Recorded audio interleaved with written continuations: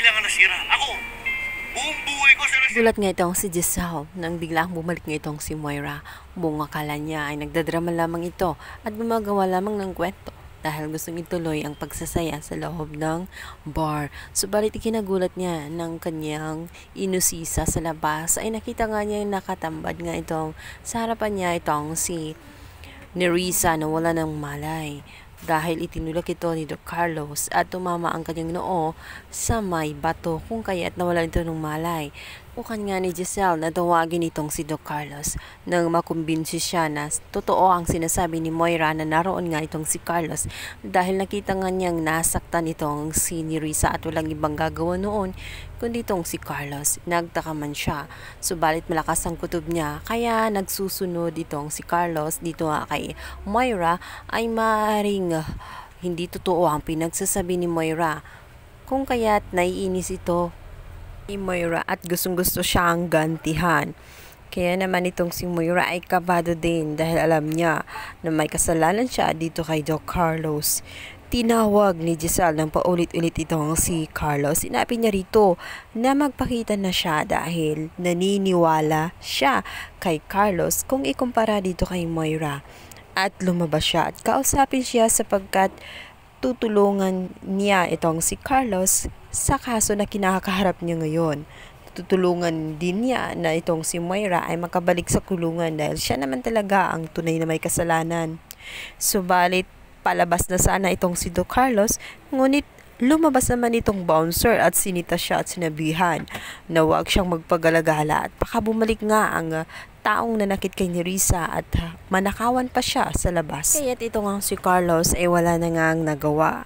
Pagkakataon na sana yun dahil may nag-offer ng tulong sa kanya at maaaring makaligtas o matulungan siya ng gusto nitong si Giselle dahil makapangyarihan si Giselle at marami itong alam na magaling na abogado at pwedeng humina ang kanyang kaso.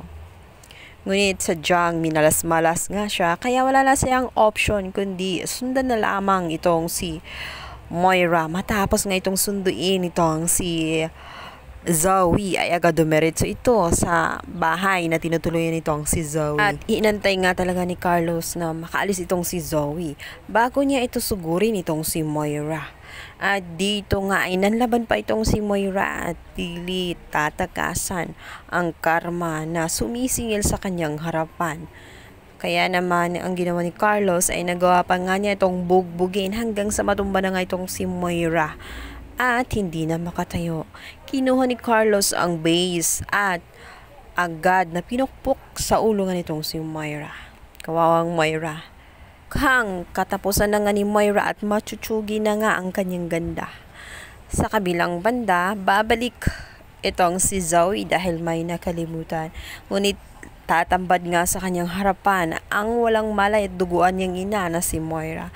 Kung kaya't nagpapanik ito at agad na isusugod si Moira sa ospital ng Apex. Kung kaya't itong si Moira at si Lynette ay classmate na naman sa loob ng Apex dahil pareho silang walang malay ngayon sa ospital ng Apex. Kabilang banda, usap-usapan sa loob ng Apex ang nangyari kay Moira kung saan minalas-malas nga siya ng todo. Kung saan kalalabas lamang niya sa kulungan ngunit ito nga siya at walang malay.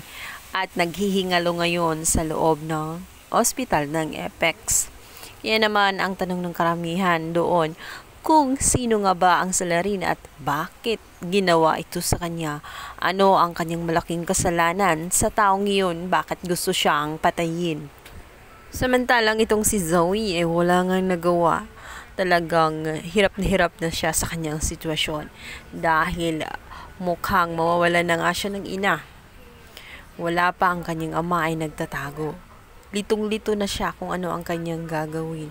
At minsan sinisisi na nga niya ang Diyos kung bakit nangyari ito sa kanya. Sinisingil na ba umano siya sa malaki niyang kasalanan sa matandang si Lolo Pepe na hanggang ngayon ay hindi pa niya sinasabi sa lahat. At ang mga nagdurusa ay walang iba kundi itong kanyang inang si Moira at itong si Doc Carlos. Ito na kaya ang pagkakataon na matauhan na si Zoe at aaminin na lang ang totoong nangyari dahil maging siya ay kasabwat Habang lumilipas nga ang mga araw ay lalong lumiliit ang mga mundo ni Zoe, Carlos at Moira. At unti-unti nang matutuklasan ng mga pamilya ng mga tanyag at lumilinaw na sa kanila ngayon na talagang si Moira ang may kasalanan dahil hindi naman yun gagawin ni Carlos kung wala siyang matibay na dahilan. Bakit nasasaktan si Moira? Maaaring galit na galit si Carlos dahil siya ang sinisisi ni Moira sa kasalanan na kanya naman. Kung ang pamilya ni Zoe ay nawasak na nga ng husto at tuluyan na nga nagkawatak-watak at hindi na niya alam kung kailan ito magbubuo at maging masaya pa. Ang pamilya naman ng mga tanyag ay unti-unti na nga nabuhayan dahil nagkakaroon na ng pag-asa itong si RJ. Kaya naman sinabi ni RJ na pagkakataon na niya ngayong bumaba na ang annulment at malaya na siya dahil nag-grant na ang annulment nila ni Moira ay malaya na siyang ipurso ang pag-ibig niya kay Lynette at hindi na nga niya ito pakakawalan dahil ngayong wala nang hahadlang sa kanya maging itong si Carlos dahil void ang kasal nila. Inaantay na lamang niya na magising itong si Lynette nang sa ganun mapermahan na ang annulment din na formal nila ni Carlos. Ito na nga kaya ang inaantay ng karamihan ang magkaroon ng happy ending at happy moments naman ang pamilya ng mga tanyag. Yung hindi isang araw lamang at bukas makalawa ay problema na naman ang kanilang kaharapin. Matutuldukan na nga ba kaya? Samantalang itong si Doc Carlos ay lalong lumiliit ang mundo dahil nagdadagdag na naman siya ng panibagong problema at kasalanan. Kung kaya't sinabihan siya ni Doc Romualdo na kung mahal niya ang kanyang sariling buhay ay maigi niyang gawin ay itago muna ang kanyang sarili at huwag mo nang magpakita. Ni si Carlos ay patuloy sa kanyang kabaliwan, lalo't alam niyang kumikilos na nga si RJ upang ayusin ang kanyang pag-ibig dito kay Lynette. Hindi siya makakapayag na mapunta si Lynette kay RJ kung kaya't gagawa siya ng paraan. Sasamantalahin niya na si Lynette ay wala pang malay at kukunin nga niya ito sa loob ng Apex. Dito nga ay isang malaking himala naman ang mangyayari. Aalis na nga itong si Carlos kasama nga itong si Lynette at sa bahay na kanilang tinutuluyan.